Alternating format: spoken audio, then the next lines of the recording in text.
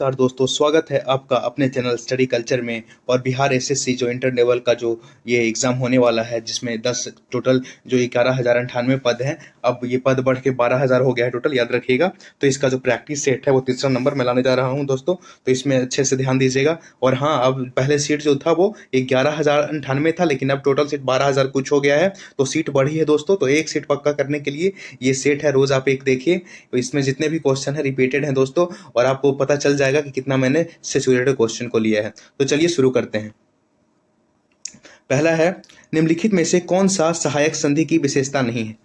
तो दोस्तों इसमें जो था सहायक संधि, जो लॉर्ड उसको क्या बोलते हैं, बेलेस्ली ने सहायक संधि जो लागू किया था, उसकी विशेषताएं जो है कौन नहीं है, इसमें पूछ रहा है नहीं, कौन नहीं है ये पूछ रहा है। तो इसमें होगा देशी रियासतों को एक ब्रिटिश रेजिमेंट रखना होता था। तो हाँ, ये सही है कि जो देशी रियासतें थी उनको ब्रिटिश के सैन्य रखने पड़ते थे, सैनिक रखने पड़ते थे, यानी कि ब्रिटिश रेजिमेंट रखना पड़ता था। तो ये तो सही हो गया।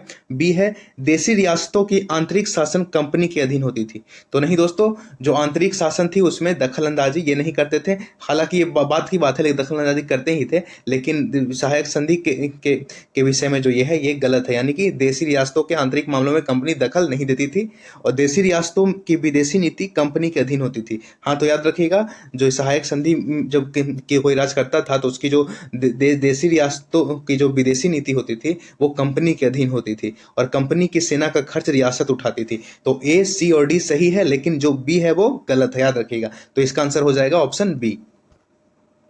तो देखिए, बताते हैं सहायक संधि के बारे में कुछ जो इंपॉर्टेंट तथ्य हैं। लॉर्ड ब्लेजली ने भारतीय प्रांतों पर नियंत्रण रखने के लिए फ्रांसीसी प्रभाव को कम करने तथा एक शक्तिशाली सेना बनाने हेतु एक योजना तैयार किया, जिसे आज हम इतिहास में सहायक संधि के नाम से जानते हैं। तो सहायक संधि के जो भारत में सबसे पहला बार जो लाए थे वो कौन थे? लॉर्ड ब्लेजली। तो याद रखिएगा, जो सहायक संधि इस प्रकार, यह एक प्रकार की मैत्री संधि थी जिसका प्रयोग 1798 से 1805 तक भारत के गवर्नर जनरल रहे लॉर्ड ब्लेजली ने भारत के देशी राज्यों से संबंध स्थापित करने के लिए किया था, याद रखिएगा। तो लॉर्ड ब्लेजली जो थे इस संधि का जनक नहीं था, याद रखिएगा। इसका प्रथम प्रयोग जो किया था डुप्ले द्वारा किया गया था। जो सहायक संधि का जो जनक माना जाता है वो माना जाता है फ्रांस के डुप्ले को, याद रखिएगा। इसलिए सहायक संधि के जनक ये ब्लेजली नहीं है, याद रखिएगा। भारत में यद्यपि इसका व्यापक प्रयोग लॉर्ड ब्लेजली द्वारा किया था, लेकिन इसका जो व्यापक रूप से प्रयोग किया गया था वो लॉर्ड ब्लेजली के द्वारा किया गया था, याद रखिएगा।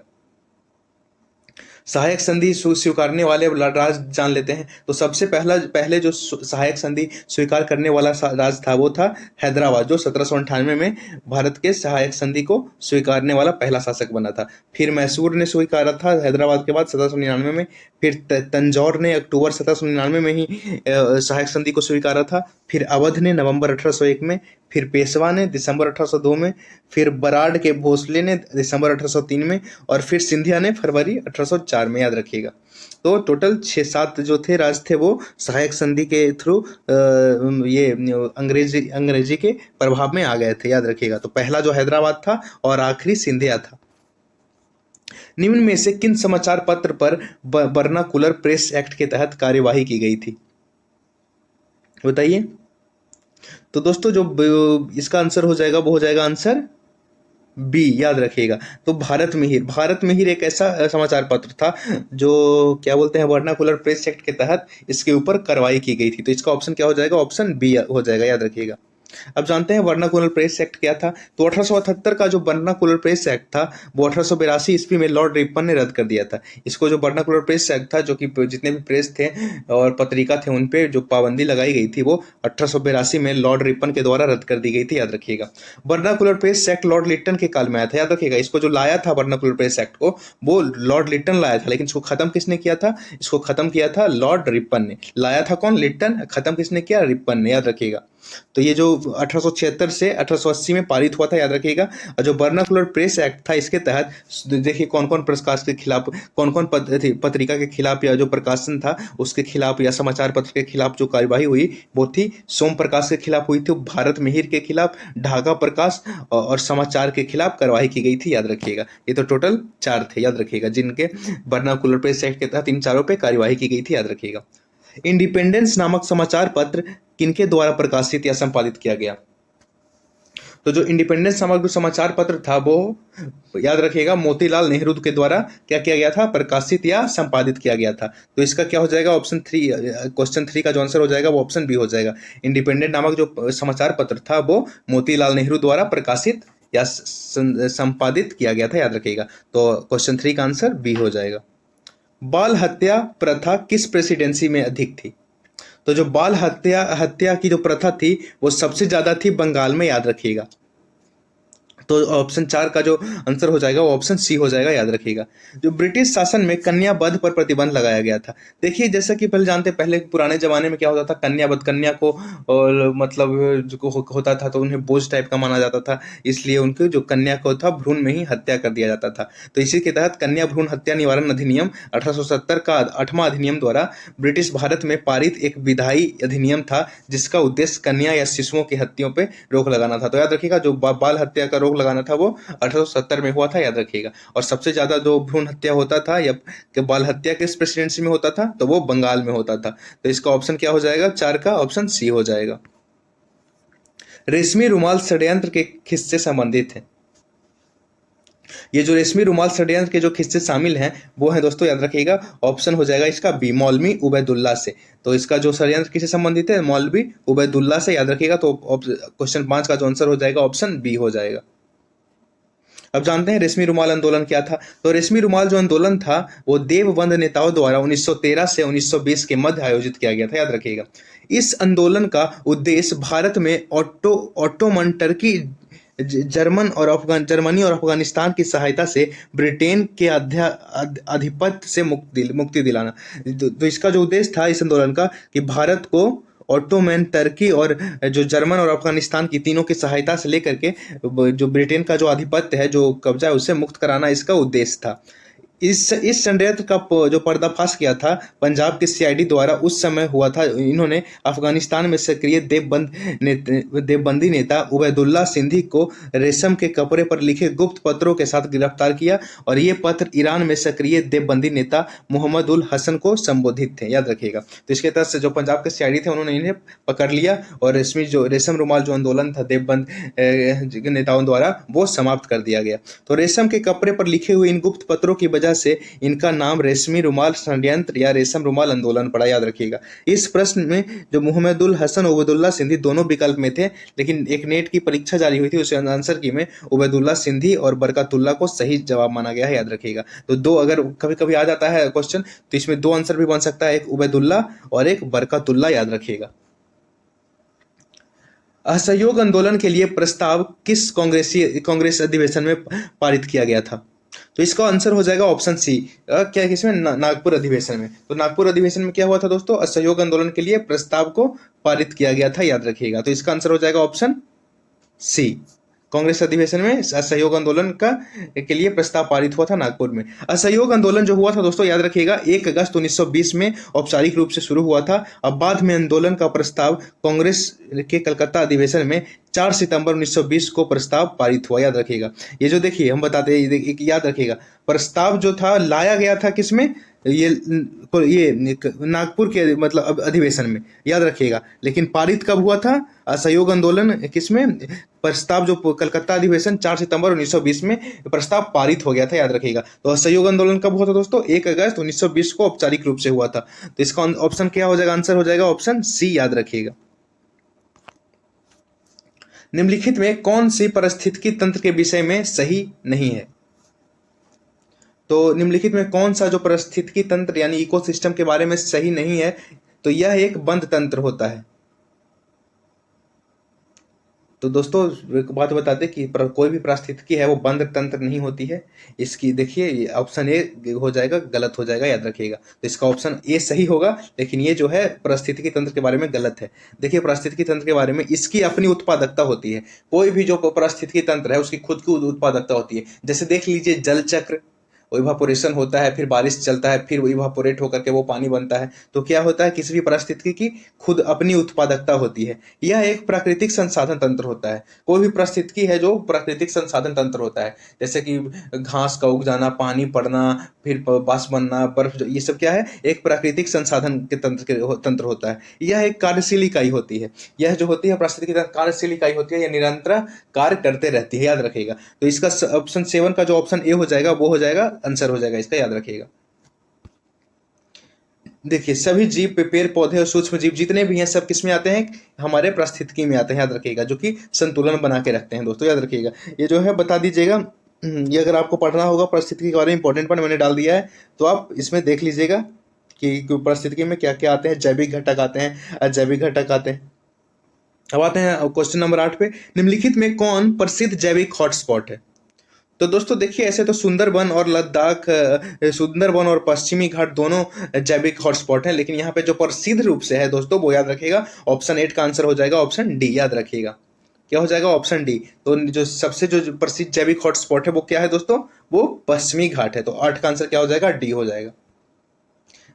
किस जल चक्र से संचालन में सौर विकिरण की महत्वपूर्ण भूमिका होती है, बताइए।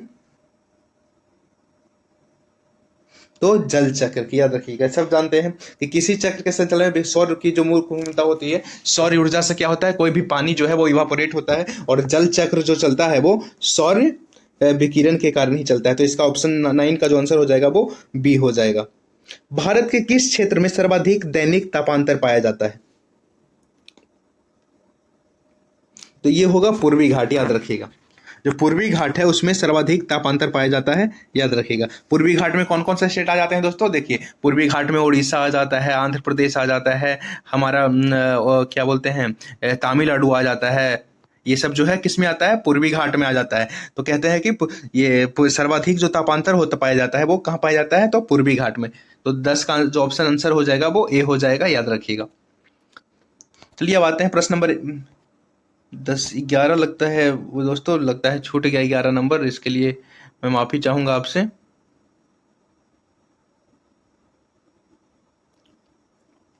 ऑप्शन नंबर 12 पे आते हैं। चलिए, 11 मैंने नहीं दिया, तो इसमें केवल 49 क्वेश्चन होगा, मैंने ध्यान नहीं दिया और डायरेक्ट 12 कर दिया होगा। तो देखिए, 3 जनवरी को उपसौर की घटना होती है। तो ये उस दिन की, देखिए, जब उपसौर की घटना होती है, उपसौर मतलब देखिए दोस्तों, उपसौर मतलब होता है कि जब पृथ्वी और सूरज के बीच सबसे दूरी जो न्यूनतम होती है, उस समय क्या होता है, इस दिन पृथ्वी पर दिन और रात बराबर होता है। तो नहीं दोस्तों, इस दिन दिन और रात बराबर नहीं होता है। इस दिन पृथ्वी पर सबसे ठंडा दिन होता है, तो नहीं, ये भी नहीं होता है। सबसे ठंडा दिन ये भी नहीं होता, इसमें भी नहीं होता है। इस दिन पृथ्वी सूरज की दूरी सबसे न्यूनतम होती है। तो हाँ दोस्तों, 3 जनवरी को जब उपसौर होता है तो पृथ्वी और सूरज की जो दूरी होती है वो सबसे न्यूनतम होती है। तो इसका आंसर हो जाएगा ऑप्शन सी, याद रखिएगा। तो देखिए दोस्तों, मैं बता दूं कि उपसौर क्या होता है। देखिए, 3 जनवरी को उपसौर होता है जब जो सूर्य है, जो मतलब सूर्य के सबसे नजदीक पे अर्थ होता है उसको उपसौर बोलते हैं, और जब सबसे दूर पे होते हैं उसको अपसौर बोलते हैं। तो अपसौर जो होता है, अपसौर जो होता है वो 4 जुलाई को होता है, और जो उपसौर होता है वो 3 जनवरी को होता है, याद रखिएगा। और ये जो दोनों, ये जो पृथ्वी जो उपसौर और अपसौर पे है, बीच में जो सूर्य है, ये दिनों के उसके बीच से जो लाइन जाता है, इस लाइन को कहते हैं एपिसाइड लाइन, याद रखिएगा। कौन सी भूकंप तरंगे सबसे अधिक विनाशकारी होती हैं? जो सबसे अधिक विनाशकारी जो तरंगे होती हैं दोस्तों, वो याद रखिएगा, वो होती हैं एल तरंगे, याद रखिएगा। तो पी होता है प्राइमरी वेव, और ये होता है एस होता है सेकेंडरी वेव, और ये जो एल, ये जो लास्ट जो तरंगे होती हैं, एल तरंगे, ये सबसे विनाशकारी होती हैं, याद रखिएगा। निम्न में से कौन सही सुमेलित नहीं है, बताइए दोस्तों। तो इसमें देखिए दोस्तों, रेड क्लिफ है वो भारत चीन के बीच में है, एक का बॉर्डर लाइन है, याद है सबको, आपको पता ही होगा। डुरंड रेखा है वो भारत और पाकिस्तान का जो है, क्या बोलते हैं, रेखा है। सही सुमेलित है दोस्तों, नहीं सॉरी, एक सेकेंड दोस्तों, मैं सही सुमेलित है बोल रहा है। तो देखिए, जो ये रेड क्लिफ है, ये देख दो बता दूं मैं कि भारत और पाकिस्तान के बीच में है, तो ये तो गलत हो गया दोस्तों। डुरंड रेखा जो है वो पहले जो था भारत और अफगानिस्तान के बीच में है, याद रखिएगा, जो कि अब पीओके और अफगानिस्तान हो गया है। लेकिन अभी जो ये तो गलत है दोस्तों, पहला भी दूसरा भी। और मैगी नॉट रेखा जो है वो फ्रांस और जर्मनी के बीच में है दोस्तों, तो ऑप्शन सी सही हो जाएगा। और हिंडनबर्ग जो रेखा है वो फ्रांस और बेल्जियम के बीच है, तो ये भी गलत है दोस्तों। तो चलिए, इसका जो सही आंसर होगा वो ऑप्शन सी हो जाएगा। तो ऑप्शन सी सही है, मैगी नॉट जो रेखा है वो फ्रांस और जर्मनी के बीच में है, याद रखिएगा। चलिए अब कुछ जान लेते हैं विश्व की जो प्रमुख सीमा रेखाएं हैं। मैक मोहन रेखा किसके बीच है? भारत और चीन के बीच, याद रखिएगा। रेड क्लिफ भारत और पाकिस्तान के बीच। डुरंड रेखा जो है पाकिस्तान एवं अफगानिस्तान के बीच। देखिए दोस्तों, डुरंड रेखा जो है वो भारत और अफगानिस्तान के बीच में है, लेकिन जो पीओके के कारण जो है, जो पाक अधिकृत कश्मीर है, हम लोग तो पीओके को अपना मानते हैं, तो पीओके तो भारत और अफगानिस्तान के बीच ये जो है रेखा है वो डुरंड रेखा है। लेकिन अब पाकिस्तान इसमें लिख दिया है, तो पीओके के कारण लिख दिया है। हिंडनबर्ग जो रेखा है वो जर्मनी और पोलैंड के बीच की सीमा रेखा है। और ये जो मेजिनो रेखा है वो जर्मनी और फ्रांस के बीच की सीमा रेखा है। मिनरहाम रेखा जो है वो रूस और फिनलैंड के बीच सीमा रेखा है। और सिगफ्रीड रेखा जो है वो जर्मनी और फ्रांस के बीच में है, याद रखिएगा। जर्मनी और फ्रांस के बीच में दो रेखा है, एक सिगफ्रीड है और एक ये क्या बोलते हैं, मेजिनो रेखा है, याद रखिएगा। और आर्डरनेसी रेखा जो है वो जर्मनी और पोलैंड के बीच में है, तो जर्मनी और पोलैंड के बीच में भी दो रेखाएं हैं, याद रखिएगा। और जर्मनी और फ्रांस के बीच में तीन तीन रेखाएं हैं, मैगीनॉट रेखा, सिगफ्रीड रेखा और मेजिनो रेखा, याद रखिएगा। और 38वीं समानांतर रेखा जो है वो उत्तरी कोरिया और दक्षिणी कोरिया के मध्य है। 49वीं समानांतर रेखा जो है वो संयुक्त राज्य अमेरिका और कनाडा के बीच में है। और 17वीं अक्षांश रेखा जो है वो उत्तरी वियतनाम और दक्षिणी वियतनाम के बीच है, याद रखिएगा। चलिए आगे बढ़ते हैं। निम्नलिखित में से कौन सी पर्वत श्रृंखला सबसे लंबी है? तो दोस्तों देखिए, हिमालय, रॉकी, अल्पस और एडिज में इसका ऑप्शन आंसर डी हो जाएगा। एडिज पर्वत जो है, एडिज जो पर्वत श्रृंखला है वो दुनिया की सबसे लंबी पर्वत श्रृंखला है, और ये दक्षिणी अमेरिका में पाई जाती है, याद रखिएगा। क्योंकि ये सबसे लंबी होने के कारण देखिए, ये यहाँ से पूरा ये जो है नॉर्थ अमेरिका है, यहाँ पे देखिए पूरे नॉर्थ अमेरिका में ये श्रेणी उत्तर से लेकर दक्षिण तक पूरा एडिज पर्वत का श्रृंखला है, देखिए, है ना। तो एडिस पर्वतमाला दुनिया की सबसे लंबी पर्वतमाला है, 7 देशों को जोड़ती है दोस्तों। सोचिए, याद रखिए, 7 देशों में फैला हुआ है ये पर्वत श्रेणी, जिसमें अर्जेंटीना आता है, चिली आता है, बोलीविया आता है, पेरू आता है, इक्वाडोर आता है, कोलंबिया आता है और वेनेजुएला भी शामिल है इसमें। इसकी लंबाई कुल जो है वो 7000 किलोमीटर है। ये जो पर्वत श्रृंखला है, इसकी जो टोटल लंबाई है वो 7000 किलोमीटर है दोस्तों। चलिए आगे बढ़ते हैं। किस अधिनियम द्वारा केंद्रीय बजट को राज्यों के बजट से अलग कर दिया गया? बताइए। तो भारत शासन अधिनियम 1919 के द्वारा जो केंद्रीय जो बजट था उसको राज्यों के बजट से अलग कर दिया गया, याद रखिएगा। तो इसका आंसर हो जाएगा ऑप्शन बी। तो भारत शासन अधिनियम 1919 के द्वारा, जिसको हम लोग ये मॉन्टेग्यू चेम्सफोर्ड भी बोलते हैं, अधिनियम भी बोलते हैं, मॉन्टेग्यू चेम्सफोर्ड वाला, तो भारत शासन अधिनियम 1919 के द्वारा जो केंद्रीय बजट था उसको राज्यों के बजट से अलग कर दिया गया, याद रखिएगा। तो देखिए, भारत शासन अधिनियम 1919 के कुछ इंपॉर्टेंट की पॉइंट जान लेते हैं। ये प्रांतीय बजट को केंद्रीय बजट से अलग किया था, ये तो मैंने बता ही दिया। और 1919 के तहत जो प्रांतीय विधानमंडल था उसको अपने बजट को अधिनियमित करने के लिए अधिकृत किया गया, याद रखिएगा। और इसमें जो भारत सरकार अधिनियम 1919 के आगे प्रांतीय विषयों को दो भागों में विभाजित कर दिया गया। जो प्रांतीय विषय थे उनको दो भागों में विभाजित कर दिया गया, एक था हस्तांतरित और एक था आरक्षित। तो अगर पूछेगा सवाल कि भारत शासन अधिनियम के द्वारा प्रांतीय विषयों को कितने भागों में विभाजित किया गया, तो दो भागों में, एक था हस्तांतरित और एक था आरक्षित। हस्तांतरित विषयों को विधान परिषद के मंत्रियों की सहायता से राज्यपाल द्वारा प्रशासित किया जाना था, और आरक्षित विषयों के मामले में विधान परिषद के लिए जिम्मेदार नहीं थे, याद रखिएगा। और उनको राज्यपाल और उनकी कार्यकारी परिषद द्वारा प्रशासित किया जाना था, ये याद रखिएगा। किसके साथ? तो भारत सरकार अधिनियम 1919 के द्वारा, याद रखिएगा। निम्नलिखित में से किस योजना के आधार पर संविधान सभा का गठन हुआ था? तो संविधान सभा का जो गठन हुआ था वो कैबिनेट मिशन योजना के तहत हुआ था, यानी कि 17 का ऑप्शन ए का जो आंसर होगा वो ए होगा, याद रखिएगा। अंतरिम सरकार के गठन की घोषणा कब की गई थी? तो जो अंतरिम सरकार थी उसकी जो गठन की घोषणा की गई थी वो 24 अगस्त 1946 को की गई थी, याद रखिएगा। तो इसका आंसर हो जाएगा ऑप्शन बी। देखिए, कुछ इंपॉर्टेंट की पॉइंट है मैंने इसमें डाल दिया है, अगर आपको पढ़ना हो तो इससे जान लीजिएगा कि पहली अंतरिम सरकार से संबंधित जो भी इंपॉर्टेंट पॉइंट है। ठीक है, मैं आगे बढ़ता हूं। निम्नलिखित में कौन सा कथन सही है?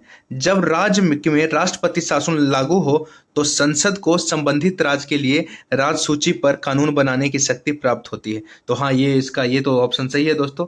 तो ये सही है। अगर राज्य में अगर राष्ट्रपति शासन लागू होगा तो जो संसद होगा वो राज्य के लिए राज्य सूची पर कानून बना सकती है, अगर राष्ट्रपति शासन लागू हो तो। दूसरा जान लेते हैं, राष्ट्रपति शासन के उपरांत भी संसद द्वारा बनाया गया कानून पर प्रभावी रहेगा। तो हाँ दोस्तों, ये भी सही है। तो इसका जो ऑप्शन हो जाएगा सी हो जाएगा दोस्तों। 1 और 2 दोनों सही है।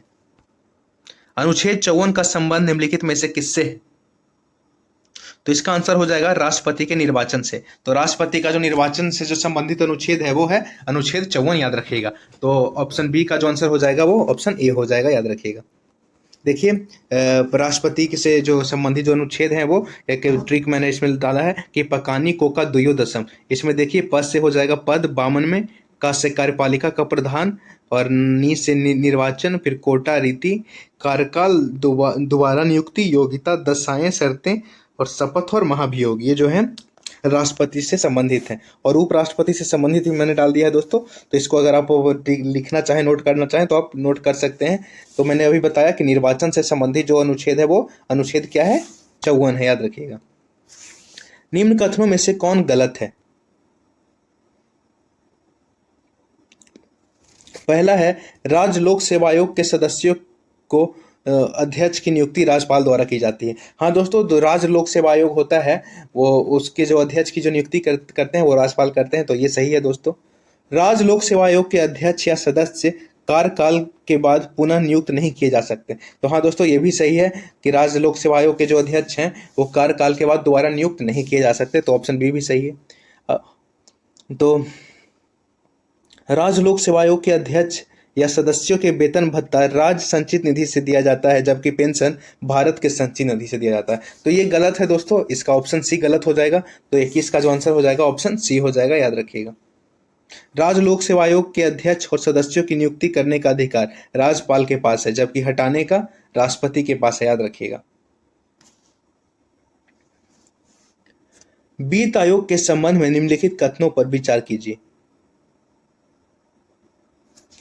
तो इसका हो जाएगा दोस्तों, वित्त आयोग में एक अध्यक्ष पद व 2 सदस्य होते हैं। तो हाँ दोस्तों, ये सही ऑप्शन, एक नंबर का एक पहला कथन है वो सही है, याद रखिएगा। इनका कार्यकाल राष्ट्रपति के आदेश के तहत तय होता है। हाँ दोस्तों, तो इनकी जो कार्यकाल है वो राष्ट्रपति के आदेश पे तय होती है। और तीसरा है, इसकी पुनः नियुक्ति नहीं हो सकती। तो नहीं दोस्तों, ऐसा नहीं है कि वित्त आयोग एक बार जो बन गए दोबारा नहीं बन सकते, वो बन सकते हैं। तो ऑप्शन 3 जो है वो गलत है। तो इसका आंसर हो जाएगा ऑप्शन सी, यानी कि केवल 1 और 2, याद रखिएगा। निम्न में से कौन सी आरबीआई की मौद्रिक नीति के मात्रात्मक उपकरण है? वैधानिक तरलता अनुपात, सही है दोस्तों। वैधानिक तरलता उत्पाद एक मौद्रिक नीति है आरबीआई की। और नगद आरक्षित अनुपात, तो ये भी सही है दोस्तों। खुले बाजार की क्रियाएं, तो हाँ ये भी सही है। तो जो ऑप्शन 23 है उसका जो आंसर हो जाएगा वो ऑप्शन डी हो जाएगा, यानी कि तीनों सही है। तीनों उपकरण है, मात्रात्मक उपकरण है आरबीआई की मौद्रिक नीति के, याद रखिएगा। तो क्वेश्चन 23 का जो आंसर हो जाएगा वो ऑप्शन डी हो जाएगा। प्रधानमंत्री किसान संपदा योजना का मुख्य उद्देश्य है। तो इसका जो मुख्य उद्देश्य है दोस्तों वो क्या है? खाद्य प्रसंस्करण को बढ़ावा देना। जो खाद्य प्रसंस्करण है उसको बढ़ावा देना प्रधानमंत्री किसान संपदा योजना का मुख्य उद्देश्य है। तो इसका जो ऑप्शन हो जाएगा आंसर सी हो जाएगा, याद रखिएगा। निम्नलिखित में से कौन सी समिति एफआरबीएम अधिनियम से संबंधित है? तो जो 25 का जो आंसर हो जाएगा दोस्तों वो हो जाएगा डी, याद रखिएगा। जो ये एफआरबीएम अधिनियम से जो संबंधित समिति है वो है इनके सिंह समिति, याद रखिएगा। तो जो आंसर 25 का जो आंसर हो जाएगा ऑप्शन डी हो जाएगा, याद रखिएगा। निम्नलिखित में से कौन सा संस्थान न्यूनतम समर्थन मूल्य एमएसपी के बारे में भारत सरकार को सिफारिश करता है?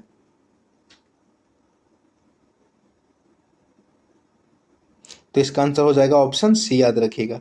कृषि लागत एवं मूल्य आयोग।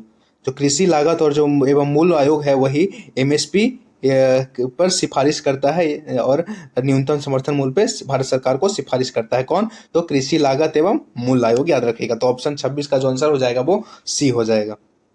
सीताध्यक्ष का संबंध था। तो दोस्तों देखिए, सीता, जैसे सीता पहले हम लोग क्या बोलते थे गांव में, सीता जो बोलता है हल को बोला जाता था। तो हल से क्या आता है, कृषि आता है। तो यही ध्यान में रखिएगा कि सीताध्यक्ष का जो संबंध है वो भूमि कर विभाग से है, याद रखिएगा। तो 27 का जो ऑप्शन हो जाएगा आंसर वो सी हो जाएगा, याद रखिएगा। कश्मीर के क्षेत्रीय इतिहास का संजीव वर्णन मिलता है। तो जो कश्मीर के क्षेत्रीय इतिहास का जो सजीव वर्णन मिलता है वो मिलता है राजतरंगिणी में, याद रखिएगा। तो 28 का जो आंसर होगा वो डी हो जाएगा। सिजदा व पैबोस प्रथाओं की शुरुआत निम्न में से किसने की थी? सिजदा और पैबोस जो प्रथा थी, किसका जो शुरुआत किया था वो बलबन ने किया था, याद रखिएगा। तो 29 का जो आंसर हो जाएगा वो ऑप्शन बी हो जाएगा। उतवी कौन था? तो दोस्तों उतवी एक इतिहासकार था, याद रखिएगा। जो क्या बोलते हैं, जो मुस्लिम शासक के साथ भारत में आया था, याद रखिएगा। उतवी हो गया, फिर दौसी हो गया, और क्या बोलते हैं, अलबरूनी हो गया। ये तीनों क्या थे, इतिहासकार थे, याद रखिएगा। तो उतवी कौन था, एक इतिहासकार था। तो बी का 30 का जो आंसर हो जाएगा ऑप्शन ए हो जाएगा, याद रखिएगा। शेर शाह के बारे में कौन सा कथन असत्य है?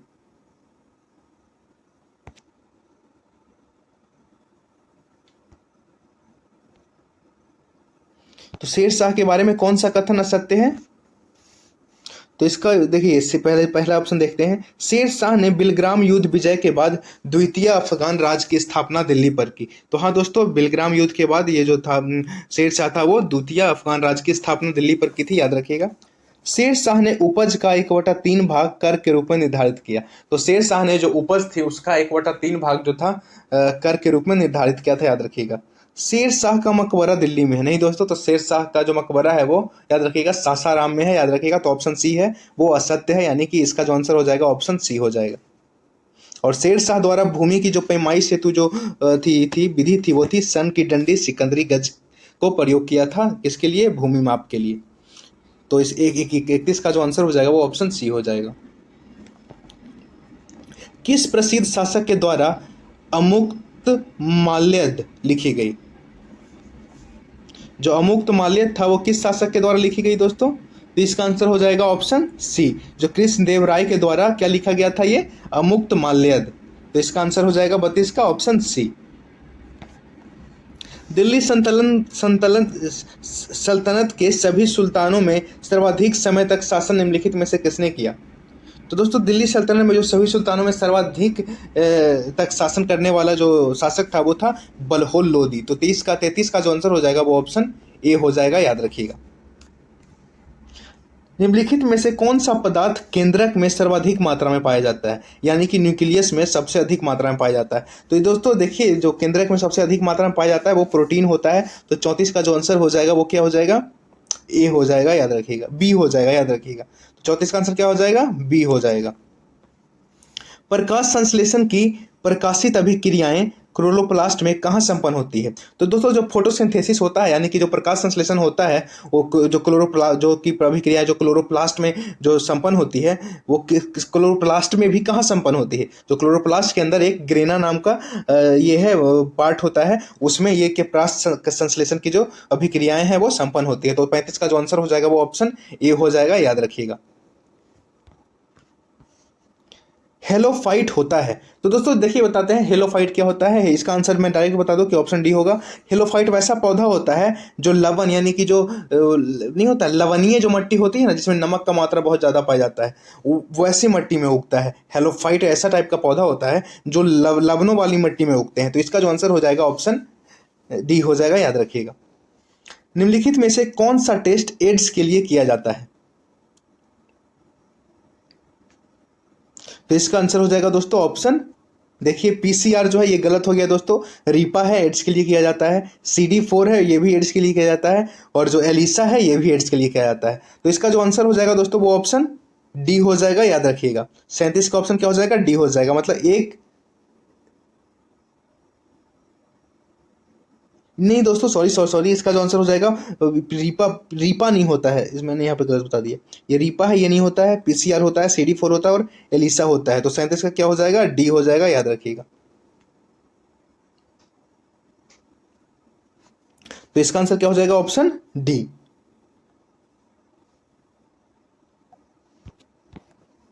निम्नलिखित में से कौन सा रुधिर वर्ग के रुधिर प्लाज्मा में कोई एंटीबॉडी नहीं होता है?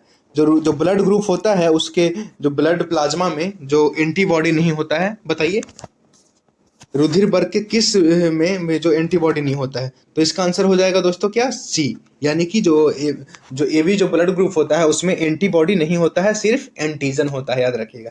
इसीलिए एंटीबॉडी नहीं होने के कारण ही ये क्या होता है, यूनिवर्सल रिसेप्टर होता है। अगर एंटीबॉडी इसमें होता तो ये यूनिवर्सल रिसेप्टर नहीं हो पाता।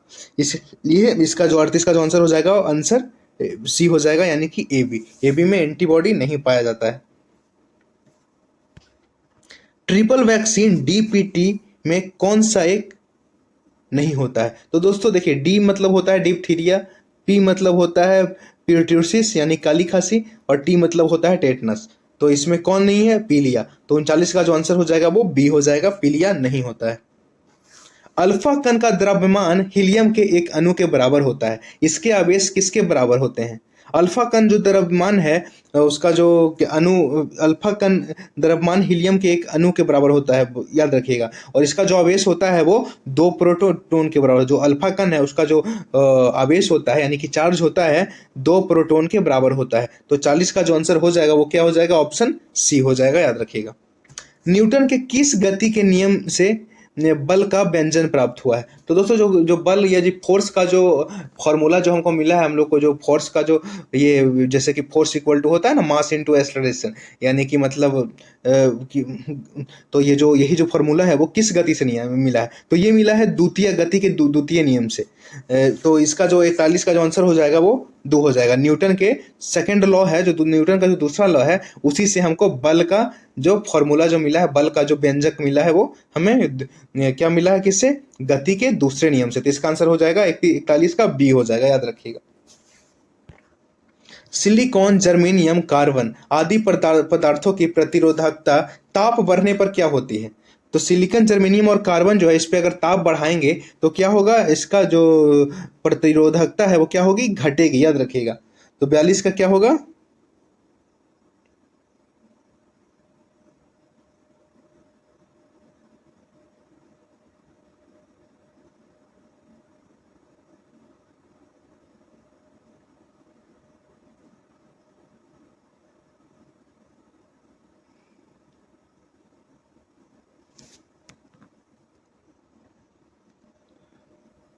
हाँ, सिलिकॉन, जर्मेनियम और जो कार्बन आदि पदार्थ हैं, इसकी प्रतिरोधकता जो होती है ताप बढ़ाने पे कम होती है, याद रखिएगा। तो क्या होता है दोस्तों कि जितने ये जो सिलिकॉन, जर्मेनियम, ये सब जो है क्या है, अर्धचालक हैं। और जब अर्धचालकों का तापमान में वृद्धि होती है तो क्या होता है, प्रतिरोधकता जो होती है कम होती है, याद रखिएगा।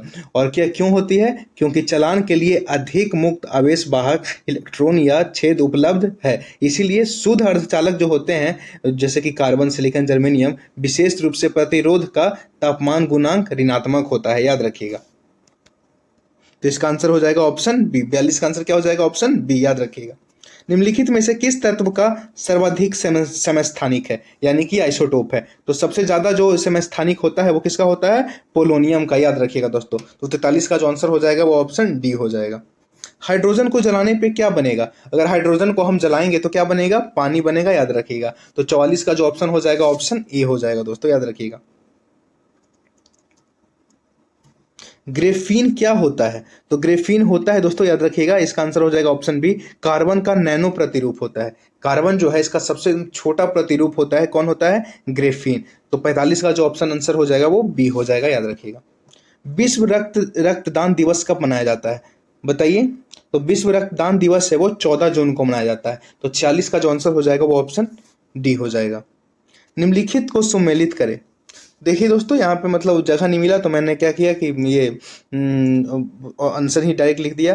तो जो पहला है प्लाज्मा अनुसंधान जो संस्थान है वो कहाँ है दोस्तों, वो गांधीनगर में ही है, याद रखिएगा। तो ए का एक ही होगा। राष्ट्रीय समुद्र विज्ञान संस्थान कहाँ है? तो ये है पणजी यानी कि गोवा में, याद रखिएगा। केंद्रीय खाद्य प्रौद्योगिकी अनुसंधान संस्थान कहाँ है? तो ये हो जाएगा मैसूर में है दोस्तों, याद रखिएगा। मैसूर कहाँ है? तो ये कर्नाटक में है। भारतीय मौसम विज्ञान संस्थान कहाँ है? तो भारतीय मौसम विज्ञान संस्थान दिल्ली में है दोस्तों, याद रखिएगा। तो ऑप्शन डी का जो हो जाएगा 3 हो जाएगा, याद रखिएगा। चलिए प्रश्न नंबर 48 पे आते हैं। पंचरात्र का संबंध किस धर्म से है? तो दोस्तों जो पंचरात्र का संबंध है वो वैष्णव धर्म से है, याद रखिएगा। तो इसका आंसर हो जाएगा ऑप्शन ए, याद रखिएगा। एकमात्र भारतीय जिसे रसायन के क्षेत्र में नोबेल पुरस्कार प्रदान किया गया।